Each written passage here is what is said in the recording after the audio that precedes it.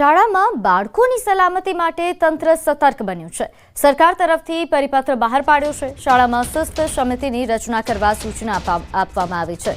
સુરક્ષા માટે શાળાએ જરૂરી પગલાં લેવા પડશે। સમિતિની સંખ્યા વિદ્યાર્થીઓની સંખ્યાને આધીન રાખવામાં આવશે। શિસ્ત સમિતિમાં શાળાના આચાર્ય, શિક્ષક અને વિદ્યાર્થી સભ્ય રહેશે। સમિતિએ શાળા પરિસરમાં વિશેષ સમયે, મેદાનમાં, શાળામાં આવવા જવાના સમયે સલામતી જાળવવાની કાર્યવાહી કરવાની રહેશે। શિક્ષકની ગેરહાજરી દરમિયાન વિદ્યાર્થીઓ વર્ગખંડમાં એકલા બેસી ન રહે તેની તકેદારી રાખવી પડશે। વિદ્યાર્થીઓ નિર્ભયપૂર્ણ વાતાવરણમાં શિક્ષણ કાર્ય મેળવે તેવી વ્યવસ્થા કરવા સૂચન કરવામાં આવ્યું છે।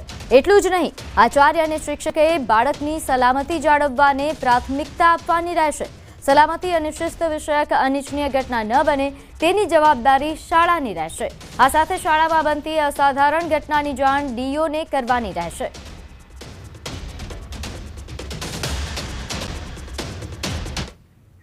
તો અમદાવાદમાં વિદ્યાર્થીની હત્યાના પડઘા રાજકોટમાં પણ પડ્યા।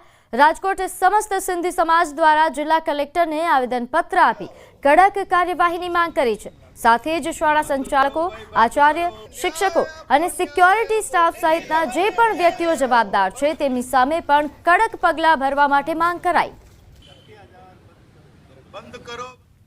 અમારી પાસે જે માહિતી છે એ પ્રમાણે બે બાળકોની ધરપકડ ઓલરેડી અરેસ્ટ કરેલ છે એ લોકોને। એટલે બાકીના જે પણ રિસ્પોન્સિબલ પર્સન હોય એ લોકો ઉપર કડકમાં કડક પગલાં લેવામાં આવે। આ તો સિંધી સમાજ સાથે બન્યું, બીજા ગમે સેન્સરની સાથે બની શકે, પણ આ વિદ્યાર્થીએ જે કર્યું છે એ ખૂબ ગંભીર વિષય છે। અને સ્કૂલની પણ કહીએ તો 1 કલાક સુધી છોકરો બહાર બેઠો રહ્યો, સીસીટીવી કેમેરા, સિક્યોરિટી ગાર્ડનો અભાવ, નકર છોકરાનો જીવ બચી જાય। તો એ સ્કૂલનું પણ લાયસન્સ રદ થવું જોઈએ।